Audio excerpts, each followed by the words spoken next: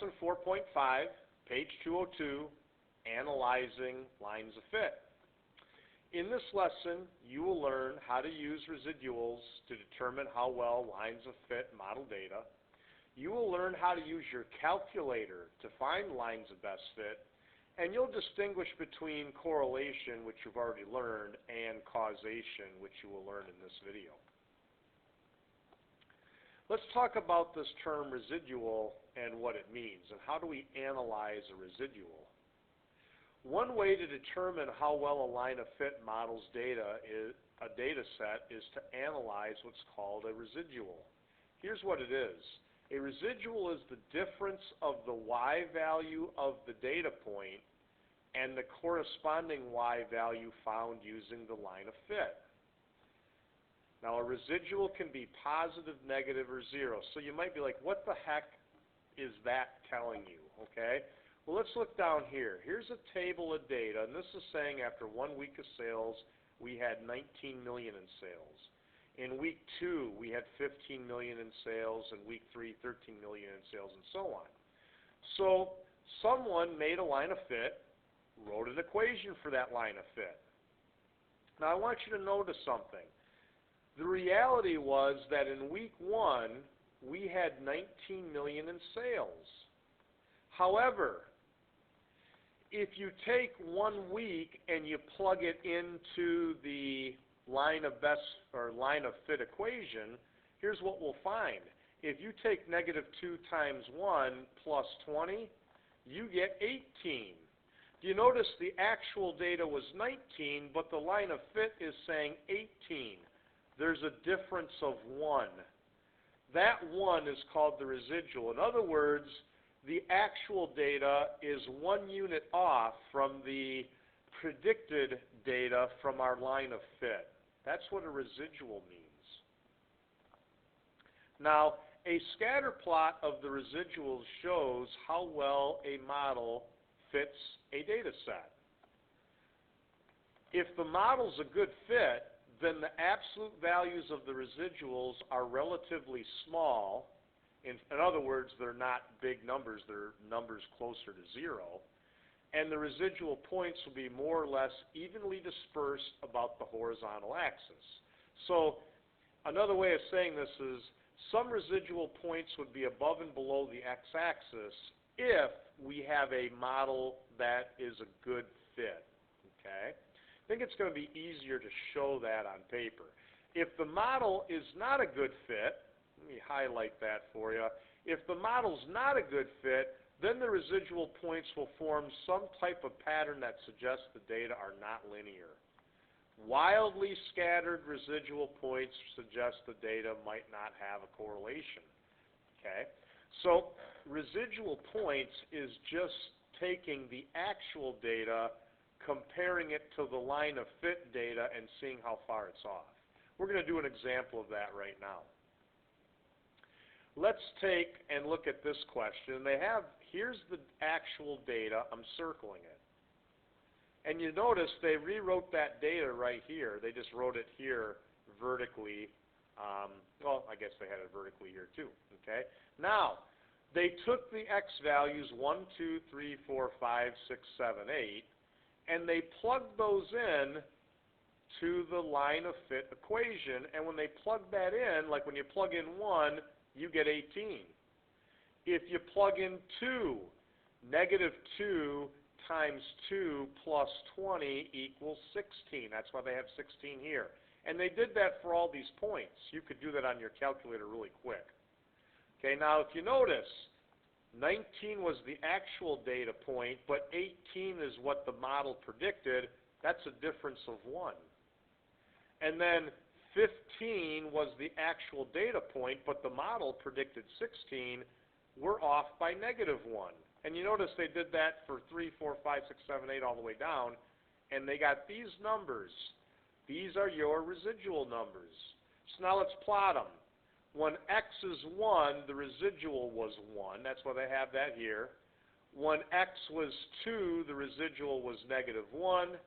When x was 3, the residual was negative 1, and so on. So they plotted these points. Now, do you notice we have 3 points above the line of fit, which I'm highlighting here, and 3 points below. This is a pretty good line of fit. We have half the residual points above, half below. They're kind of just following this line. So this is a good fit. This line of fit equation is a pretty good representation of the actual data. Here is another sample. So they have the age of a person compared to the person's salary in thousands of dollars. You can see the data here. And someone came up with a line of fit, and they said this equation modeled the line of fit. We want to know, is this model a good fit? So here's the first thing. You notice they took the data and they rewrote it, they rewrote it vertically. And now, let me put this equation in my calculator, and we're going to get the modeled y values. Let me do that now. And you can see here I took my calculator, I hit the y equals key, I plugged the equation in. Let me make a table of the data. Now here's the thing, my data starts at age 35. Now instead of hitting the arrow button 35 times, it's easy to get to 35 in a couple quick keys. You see where it says table set? I'm pointing to it here. Hit second window, and I want my table to start at 35. And now go back to your table. Okay? So here's what this is saying. Now you can see when you look in the book, you see the first y value is 45. They're getting it from here. The model is saying at age 35, that person should be making $45,000. Then at age 37, that person should be making, according to the model, $45,400. And we can go all the way down to age 55. Let me do that. I will just arrow down to age 55. And at age 55, according to my equation, that person ought to be making $49,000. And you can see that listed here. Okay, that data from our calculator table. In fact, you might want to pause the video and look at the data on the calculator and compare it to this. It matches. Now let's get the residuals. Okay, to get the residuals, we're going to take this column, the actual y values, and subtract the model y values. Well, 42 minus 45 is negative 3, and 44 minus 45.4 is negative 1.4, and 47 minus 46.2 is 0.8, and so on. Now they plotted the points. Age 35, a residual of negative 3. And age 37, the residual was negative 1.4, and they plotted these points. Now there's a couple of things you notice. First of all, these aren't really following, here's my line of best fit right here. These points are not really mirroring that line, and not only that, we have 5 points above it, 3 residuals below it. This is really not a good model. This equation is not modeling this data very well. Let's have you try. Here's data, and someone created an equation modeling this data. It was negative 9.8x plus 850. What I'd like you to do is pause the video and check. Make a residual graph. Is this model a good fit? Okay, I'm back. The first thing I did is I used my calculator, y equals, and I plugged the equation for the line of fit in my calculator. Next, let's make a table. There's my table. Next, I rewrote, and I don't know that you had to do this, but I rewrote that data from my calculator table here. Now I got to find the residuals. All I got to do to find the residuals is subtract. So 850 minus 850 is 0. 845 minus 840.2 is 4.8. And 828 minus 830.4 is negative 2.4, and so on. So these are my residuals. So now I have to graph these points. So the first point I'd graph is 0, 0. Let's do that.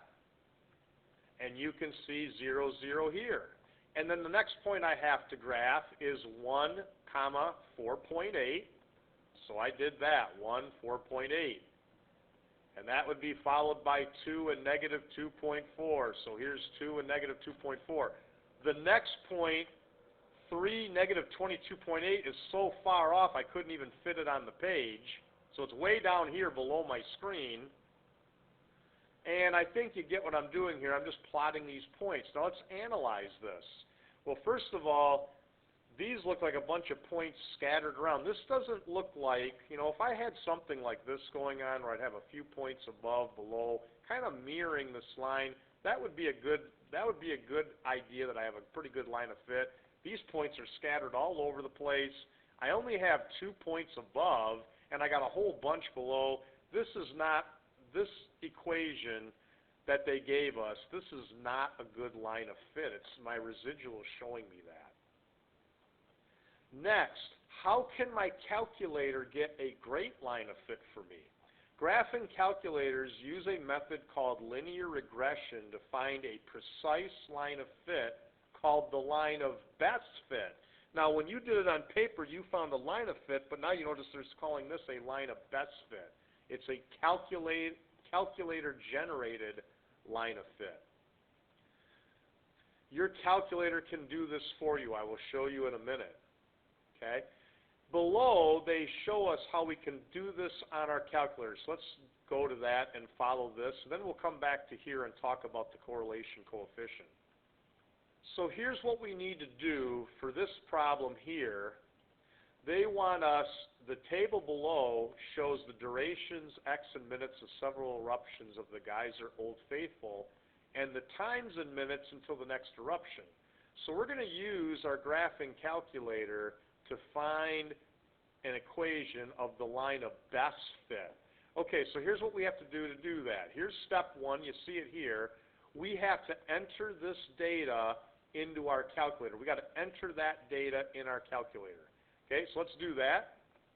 So in order to enter this in my calculator, the first key you got to hit is the stat key and then edit.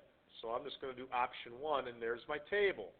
So now let's enter that data into our calculator. I'm going to pause the video intermittently here. Okay, just to keep the video shorter, you notice I just posted, or I put all the x values in list 1. Now I'm going to go to the list 2, and I'm going to start typing in the y values. So like 60 and 83 and so on. Okay, so you notice I have all that table on page 204 entered in my calculator. Now, to have my calculator generate a line of best fit, I do this next. I use what's called the linear regression feature. Let me show that to you on the calculator.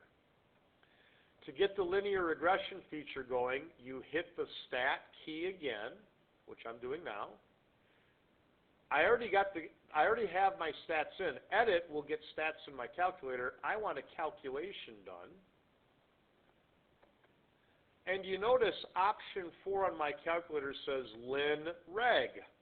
Linreg is short for linear regression. So if I hit option 4 and press enter, there is a linear regression. Now you notice my calculator is giving me the following equation for line of best fit, and I'm going to basically round it a little bit. It's roughly y equals 12x plus 35. Now what does this line of best fit mean? When you go back and look at the table, y stands for the time that the geyser, the pause in time, I guess, that you have to wait for the next eruption. Okay, so remember, we have rise on top, and that's the wait time for the next eruption. And then the run would be the duration of the eruption. So when the equation says 12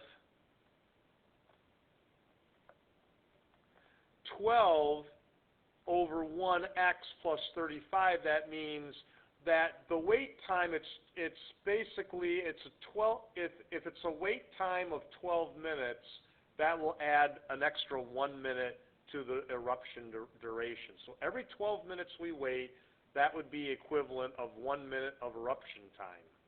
That's what the interpretation of this is. Now, one other thing you might notice, in the book the picture had some other things here other than just the equation. How do we get those other things to show up? You might want to write these down. We need to have our diagnostic on for our calculator. So here's how you turn the diagnostic on. The first thing you do is you go to the catalog menu. If you look right above the 0 key, you see catalog. So hit second 0. That will get you to your catalog. Now we want diagnostic on. So we need to press the D key. If you look, you'll see right here in green above this x to the negative 1 power, there's a D. So let's hit the D key. Oops. I'm sorry, I misspoke. When you hit the catalog key, we do not have to hit the second key. It automatically reverts to the letter. So let me do that one more time with you. I'm going to go to the catalog key, so second 0, and this will automatically make this key D. So just hit that key, and it goes to the D's. Now, I have to find diagnostic, and I want to turn the diagnostic on. There it is, diagnostic on. So press enter, and that turned it on, okay? And then press enter a second time, done. Now, let's go ahead and go back to our stats. There's all our stats. They're already in. Hit stat again. We're going to calculate, and we're going to do a linear regression. And now you will see these other things that the book has. Now, what do these other things mean? This value right here that you see is called the correlation coefficient. And you can see here it's matching what the book has. So now, what in the heck is a correlation coefficient? This correlation coefficient is a value that tells whether the correlation is positive, or if you have a negative correlation, and how closely the equation models the data. They have a little visual representation here. Okay? The value of the correlation coefficient will go from -1 to +1. When the correlation coefficient is close to +1, that means that we have a strong positive correlation. On the other hand, if it's close to -1, that means we have a strong negative correlation. And if the correlation coefficient is closer to 0, that means we'd have no correlation. That means our data would just be a bunch of scattered points. So when we look at this, this is pretty close to 1. That means that this equation of line of fit is definitely a strong positive correlation with our data. So first of all, it's a good line of fit because we have a strong positive correlation. And obviously, if we were to graph this line, it's going to increase from left to right across our paper. Why don't you stop and try? Let's go back to question 1. I want you to use the graphing calculator to find an equation of line of fit. Identify and interpret the correlation coefficient. This next thing I'll talk about in a minute. That we haven't talked about what I'm doing in yellow. We'll get to that in a minute. And then I want you to identify and interpret the correlation coefficient and interpret the slope and y-intercept of the line of fit. Pause and do that now. Okay, I'm back. Here's question 1. Now, first of all, to get the line of best fit as calculated by my calculator, I got to enter this in my calculator. So let's do that. So you can see here I'm going to go to Stat, Edit, and I'm going to start entering that data now. Okay, you can see I've entered the data in my calculator. So let's go to Stat and Calculate and Linear Regression, and there is my line of fit. Now I got to get my diagnostic on. I reset my calculator and I got to turn it back on. So let's go to Catalog and D for diagnostic on. We do that. Okay, I turned it back on, so I'm going to have to quickly recalculate the line of fit. I'll go to Stat, Calc, Linear Regression. There we go. Okay, so here's the first thing. Here's my line of fit. Let me write it down. And you can see I'm rounding it. Now here's my correlation coefficient. Now this has a pretty strong negative correlation. Okay? So this is a line of fit. It's definitely better than what the book offered in our first example. Okay? Next, they want us to interpret the y-intercept and slope of the data. So let's do that. Now remember, in example 1, y was attendance at a it looks like an amusement park. And x represented the year. Okay, so here's the first thing. It looks like attendance is dropping 9.6 thousand people a year. So every year the attendance is going down by 9.6 thousand. So we're losing 9,600 people a year according to this slope. And in year 0, which was from 2005. 2005 is when the data started. We must have had about 845,000 people in attendance over that year. So that's what my slope and y-intercept is showing me in this problem. Now this next part, plot the data and graph the equation in the same viewing window. Let's do that to this data. I haven't shown you how to do that yet, so let's do it now. Let's go back to our calculator. And you notice when I hit the stat key, edit, that data is already in our calculator. So here's how you can graph it. First of all, I want our calculator to graph this data. So you see where it says stat plot. If you hit second stat plot, we're going to turn the first graph on. You can see it was off. Turn it on by pressing enter. It's already set for a scatter plot. I want my x's to be list 1 and my y's to be list 2. And then there's one more thing. Let's go to the y equals key and type the equation in. Our equation was, right here, it was negative 9.6x plus 845. Let's type that in. So negative 9.6x plus 845. And then I'm going to hit graph. Now when I hit graph, you're going to notice I don't see anything because my window isn't set very well. So we can zoom and reset our calculator so we can see the data. And to do that, it's easy. Hit the zoom key, and if you go down to option 9, you'll see what's called zoom stat. In other words, I want the calculator to focus on the statistics I am trying to graph. So if I just go to option 9, you'll see this. Now you can see the data points that were plotted, and there's the line of fit. You can tell it's a pretty good line of fit for the data.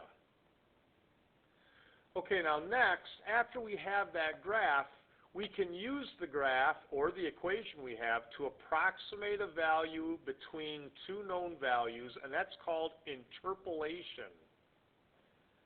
If you use your graph or its equation to predict a value outside the range of known values, that's called extrapolation. Now in general, the farther removed the value is from the known values, the less confidence you can have in the accuracy of the prediction. So let's go back to that example 1 data. And you see it here on page 203. So if I estimate data in between the year 2005 up to 2014, that's inside. That would be interpolation. If I estimate data outside this range, that would be extrapolation. Now you can use your calculator to do that. So let me go back to my calculator. And if you go to the trace version or the trace key, you can see that there's a little icon here that you can move around. Let's suppose I wanted to know how many people attended in the year, let's say 2000.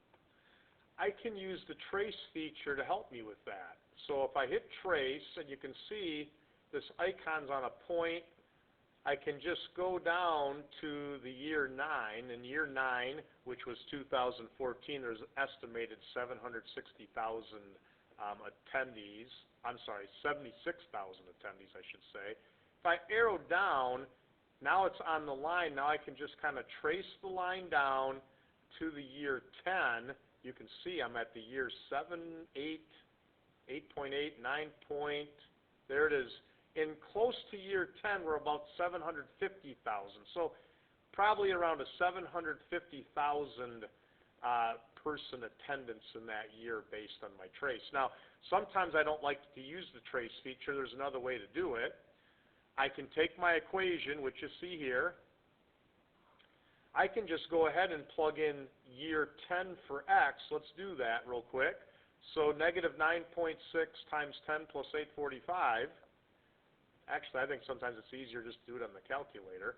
So negative 9.6 times 10 plus 845. And according to my line of best fit, it's about 74,900 people in attendance that year. That would be an example of extrapolation. I'm estimating a value outside the rest of the data. And remember, interpolation would be estimating a value inside the data. Now remember, the farther you remove from the data, the less confidence you can have in its accuracy.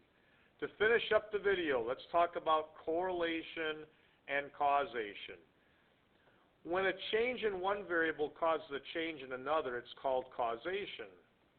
Now, causation produces a strong correlation between two variables. However, the converse, the reverse, isn't true. In other words, correlation does not necessarily imply causation. Here would be some examples. Tell whether a correlation is likely in the situation. If so, tell whether there is a causal relationship. Explain. Time spent exercising and the number of calories burned. Well, there's definitely a strong correlation on that. If you spend exercising time, you're definitely going to burn more calories. And this would be causal as well. If you're exercising, the increased exercising is definitely going to increase the number of calories burned. Okay?